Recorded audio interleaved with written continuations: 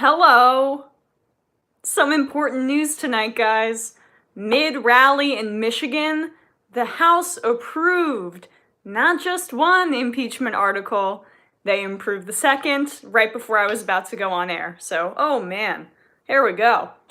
I am a little frazzled, but this is huge news, so I had to share it with you guys. So, on the first article of impeachment, every Democrat in a district won by Clinton voted yes, except for Jose Serrano of New York, who's in the hospital, and Tulsi Gabbard voted present. It's almost like I was always right about her all along, and she's just auditioning to, or not all along, recently when she showed her true colors, and she's auditioning to just basically be a co-host on Dave Rubin's show. So every Democrat in the district won by Clinton voted yes, except those two. And then every Democrat in the district won by Trump voted yes, except to Colin Peterson, who is a pro-life, far right Democrat who's notoriously terrible, and Jeff Van Drew of New Jersey, who is going to change his party very soon to Republican. Now, as I was preparing very quickly and rapidly for this video, the Democrats also voted yes on obstruction. So they have passed both articles of impeachment in the House. Now, for the House, for you guys who don't know, it's only an up or down vote. In the Senate, when it's passed along for removal, then it's 2/3 vote. And it's very unlikely that that is going to happen. So it's very unlikely that with Mitch McConnell leading the Senate, that Donald Trump is going to be removed from office. It's a Republican majority. You might be able to get a few Republican votes, the Susan Collinses of the world, who like to ride that fence. But overall, you're not going to get the 2/3 needed to remove Trump from office. But it's important to get these guys on record because this is a criminal president. And more crimes are going to be unearthed as he leaves office, once he eventually, hopefully leaves office. God willing, he doesn't get another term and leads us towards potential fascism. I've said for a while that he's the most dangerous president in modern American times, perhaps ever. Not the most destructive, because I don't care about the tweets. I don't care about the decorum. Bush killed more people than Trump has, recklessly started all of these wars, created an institutional framework of just doing away with the rule of law in the name of national security to fight terrorism. Just bloodthirsty, horrible, horrible leadership.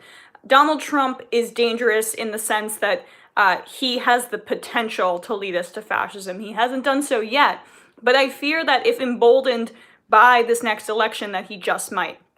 So it was important that the Democrats show some fight, put their names down on this piece of paper that will be talked about in history books, and the Republicans will similarly have to do so, and defend Donald Trump, this clown that we have in office, this fascist wannabe, this misogynist, racist, all of those things. So yes, again, that's how the vote actually played out.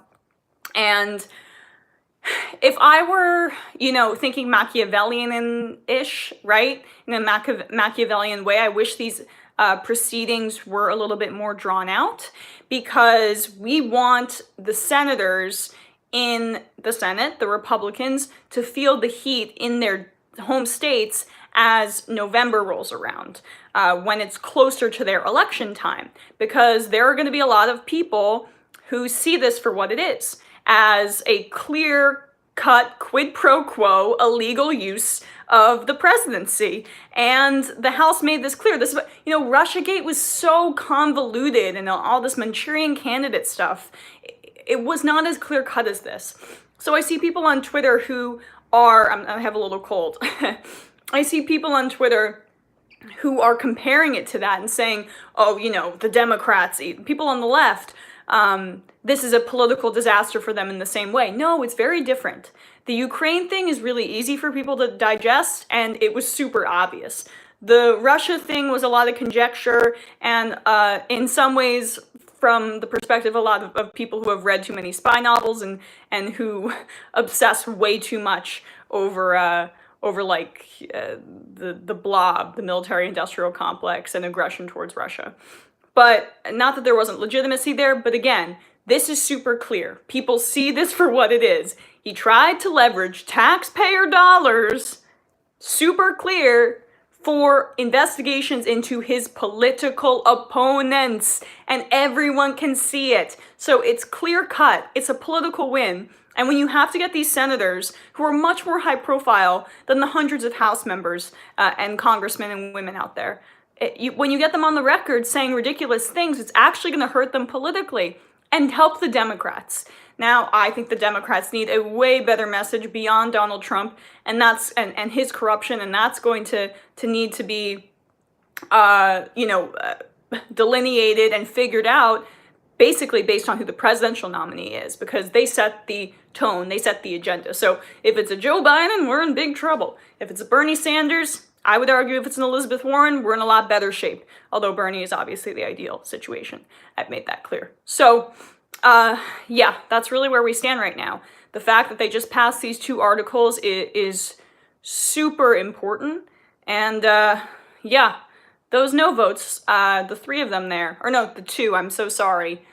And, let me just make sure that that's true. Yeah. Okay, so there was differences in terms of the Article 2 votes are coming in. See, I'm doing this on the fly. 1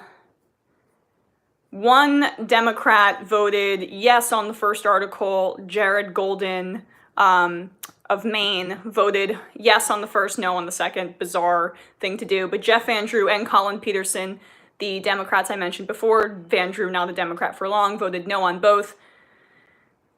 Tulsi Gabbard voted present on both. What a coward. I mean, in this instance, she served. I thank her for her service.